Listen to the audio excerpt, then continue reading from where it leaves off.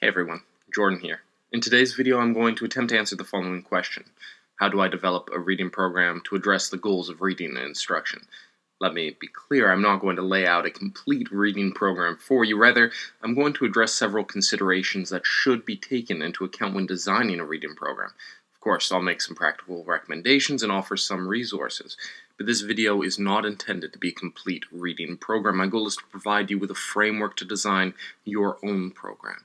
I should also clarify exactly what I mean when I refer to the goals of reading and instruction. They are comprehension, fluency, and motivation. Let's take a closer look.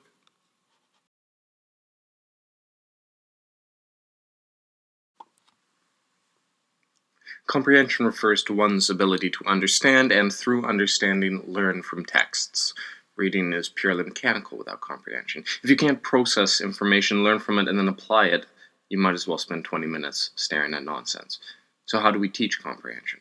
Well, there are a number of strategies teachers can use. You can assign students graphic organizers to complete after reading the text, highlighting key themes. You can also ask pre-reading questions, key knowledge you want your students to derive from any given text. For instance, if your students are reading an informational text on sharks, you might ask them to tell you how many different kinds of sharks there are in the world. You can use story maps to help guide reading. Story maps are a great way to keep track of characters, events, plot details, and major themes. There are also a number of pre, during, and post-reading strategies you can use, like making inferences, predictions, and post-reading summaries. Ultimately, we want our students to be able to comprehend texts independently.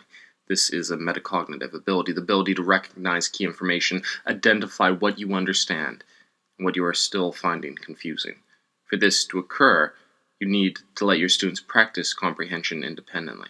Have them generate their own key questions. Give them opportunities to identify key themes. Encourage them to identify the things they don't know, and not just the content they've mastered. One of the best ways to do this is through modeling. Talk your way through texts. Don't just read them. Make predictions. Make inferences. Highlight key themes. Things you understand and don't understand. And then provide a summary once you're done reading.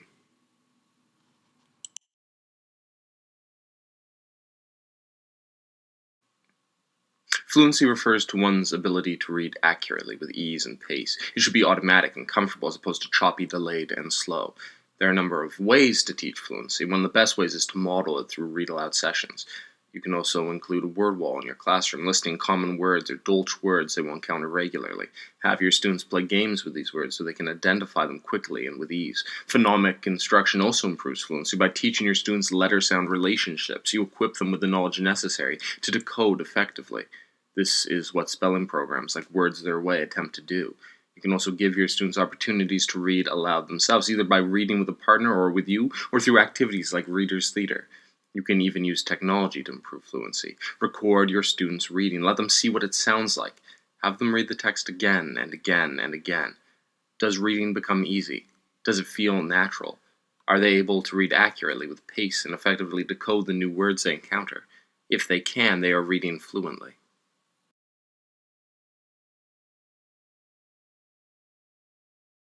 Which brings us to motivation, a student's intrinsic desire to read. In my opinion, is the hardest of the goals to promote, but it's not impossible. Teachers need to model the joy reading can bring. They need to make read-aloud sessions exciting so students find books exciting, something to enjoy and look forward to. One of my favorite books to use in read-aloud sessions is Rules of the House by Mac Barnett. It's genuinely funny and a great way to share joy with your students. But more than model joyful reading, you need to let your students read books they enjoy. Self-selection is paramount. If students are forced to read certain texts on certain themes or subjects, they aren't going to enjoy the process. Help them find appropriate texts they find interesting. Make recommendations, and ultimately let them choose books for themselves, even if this means they occasionally choose a bad fit book, a book too complicated for them to read and understand. By way of an aside, it should be known that even though I explore these three goals in isolation, they are connected, inseparably so, and they form the foundation of any good reading program. The tasks you assign and activities you do should be aimed towards promoting one, if not all three, of these reading goals.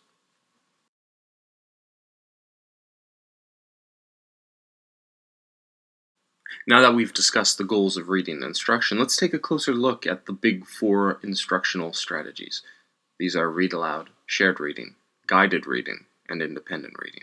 Each instructional approach requires a different level of support, and for this reason, each is suited to a specific kind of activity.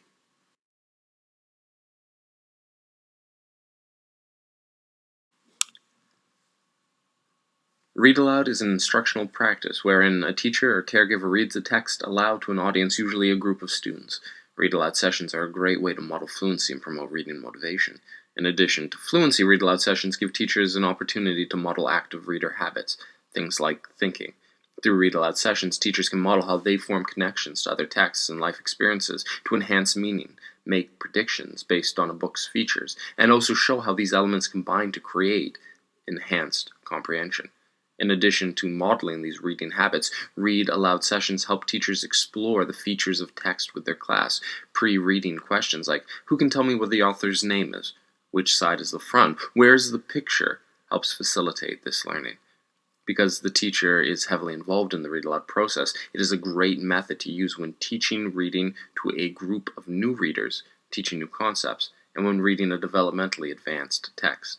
Specific teaching strategies well suited to this instructional approach include think aloud, partner sharing, modeled story sequencing, making connections, concepts of print, and shared comprehension.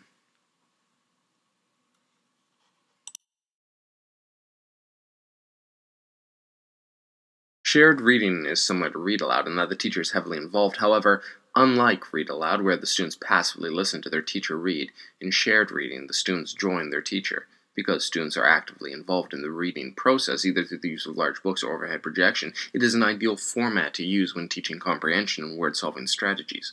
Through this approach, students learn that texts have meaning, that they contain certain common features, that the author gives hints to help their reader create meaning, that visuals serve a purpose, that prior knowledge and personal experiences can help us when reading a text, that we can use specific strategies to locate information based on our knowledge of text structures. Through this approach, teachers can promote listening and reading comprehension skills, teach new strategies, introduce genres and new vocabulary, highlight text features, make cross-curricular connections, and teach the features of text. Students, on the other hand, get an opportunity to practice reading in a safe environment guided by their teacher.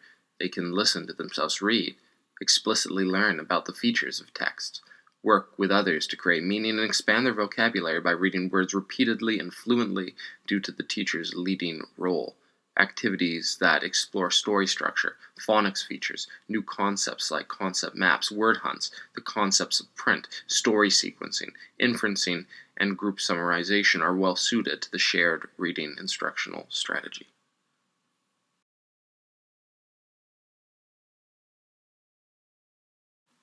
Guided reading is an approach in which a teacher helps their students, either individually or in small groups, apply the strategies they previously learned. During guided reading sessions, the teacher reminds their students about the strategies they have, offers help selecting strategies to use, helps students apply the strategies correctly, and only if necessary reteaches forgotten or misapplied strategies.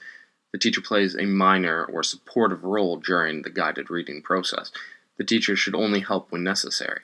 They are there to help students activate strategies, which, generally speaking, can be divided into three broad categories: semantic cues or meaning cues grounded in past experiences, structural or syntactic cues grounded in the student's knowledge of oral language structures, and graphophonic or visual cues grounded in the student's knowledge of letter-sound relationships and word formation.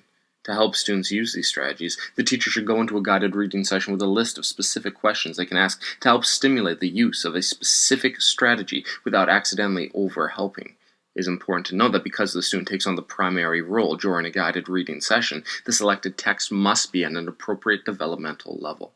Specific activities well suited to the guided reading approach include think aloud, summarization, story mapping, connection formation, various jigsaw activities, and, of course, explicit reading strategy instruction to help decode, predict, infer, and create meaning.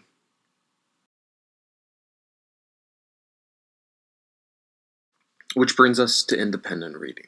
During an independent reading session, students read a just right or good fit text independently, either for pleasure or to derive key knowledge. An independent reading session differentiates itself from silent reading in a couple of key ways.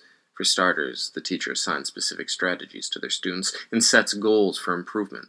Students are also given an opportunity to debrief either with the teacher or a partner so they can discuss how they did and also share key learning. A lot of the preparation for independent reading occurs during guided, shared, and read aloud sessions. The students already know their strategies before reading independently. That having been said, the teacher's work isn't done. They may choose to give a mini lesson on a specific strategy they want their students to work on. They may need to help their students select appropriate texts, and they will need to plan and implement appropriate post-reading activities so their students have an opportunity to reflect and develop invaluable metacognitive skills and also share their learning with others. Teachers may also need to teach their students how to select good fit books and when to abandon a text that is too easy or too hard, all with the goal of fostering independence. Many of the reading strategies well suited to independent reading are pre-reading activities like mini lessons and post-reading activities like lit circles, written responses, story maps, and KWL charts. Other strategies well suited to independent reading include concept sorts, exit slips, book reviews, character diaries, and story webs. That having been said, most strategies can be used with any instructional approach. What changes with each approach is the level of teacher involvement, the lesson's focus area, because specific approaches are better suited to teaching specific concepts and strategies, and, of course, the texts themselves.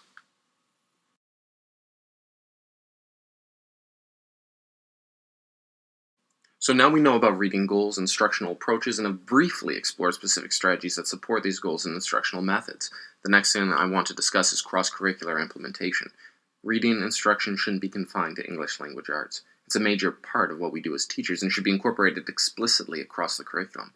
You're probably wondering how to do this, and the truth is, you probably already are. Reading instruction can naturally be embedded in any subject through the use of nonfiction and informational texts. These texts can be enhanced to support reading development by making slight adjustments to your established practice. For example, the next time you read a nonfiction text to your class, use it as an opportunity to teach the features of nonfiction texts. Draw your students' attention to unique features like diagrams. You can also incorporate reading development questions into your post-reading activities. For instance, if you read your class a book on magnetism and then have your students complete a scavenger hunt, graphic organizer detailing key information, add several items on informational text features. The truth is, any subject can be easily adjusted to incorporate reading instruction as long as there is a reading component, regardless of the instructional approach used, carefully chosen texts, and well thought out criteria.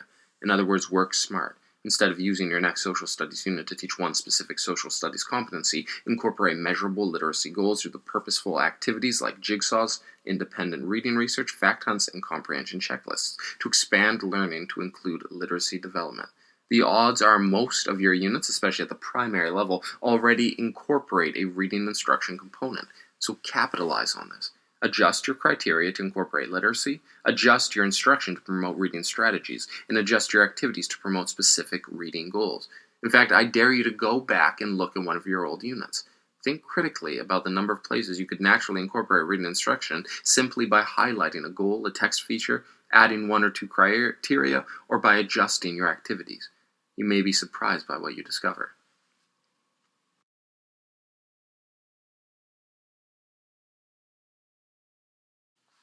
Which brings us to the final major component or consideration that must be taken into account when designing an effective reading program. We've discussed the reading goals, instructional approaches, strategies, and activities, as well as cross-curricular implementation, which leaves differentiation and assessment. All our students are different, and they need to be supported in different ways. This extends to reading. As teachers, it's our responsibility to support our students so they have every opportunity to succeed. One of the easiest ways for us to do this is through differentiation. Generally speaking, we can differentiate in three ways. The first is to vary the level of content, which for reading means varying the texts themselves. We can also differentiate by providing our students a variety of learning environments. For example, I need a perfectly silent room to work. Finally, we can differentiate by allowing our students to show their learning in a variety of ways. There are a number of ways for you to include natural differentiation in your reading program. For example, you can have a wide variety of leveled texts available for your students to choose from. You can use literacy centers so students have an opportunity to learn in whatever way works best for them. You can have your students work in partner pairs or groups to support each other. You may need to implement extra supports for students with learning disabilities like dyslexia or who speak English as a second language. And of course, one of the best supports a student has is their family. Find ways to involve them, either by assigning reading homework or by sending letters home encouraging parents to read with their children each night. Teaching a child to read is a big job, and everyone has a role to play. It is also crucial that you make assessment a major component of your reading program. Assessment guides future learning, helps catch deficiencies, and provides a snapshot of where each student is, allowing you to adjust your practice. Assessment helps teachers identify individual needs, correct deficiencies, and then customize instruction to support each student and their unique needs. Although there are many mechanical components of reading a teacher could assess, at the very least you need to ensure you are regularly assessing fluency and comprehension. However, you should also assess letter sound recognition, concepts of print awareness, phonological awareness, and reading accuracy. There are a number of formal assessment tools teachers can use to assess reading, like the Fontes and Pinnell assessment and the benchmark assessment, and also a handful of informal strategies like reading conferences. Ultimately, the type of assessment you do isn't as important, or isn't important at all, as long as you are assessing your students regularly, accurately, and with the goal of helping them achieve reading mastery.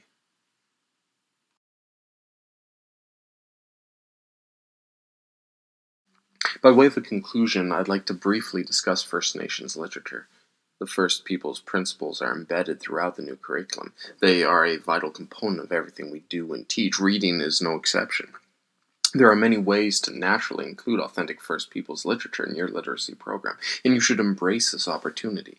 Do a book study on a First Nations text. Use it as an opportunity to explore character or theme, maybe even culture.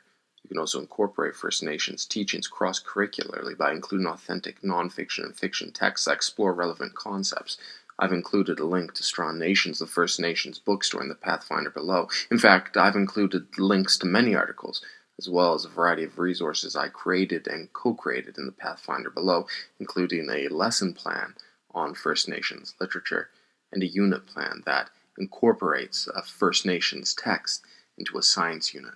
Using this video as a guide in combination with the resources I've cataloged, I'm confident you will successfully create a reading program that not only addresses the goals of reading instruction, but inspires future readers for years to come.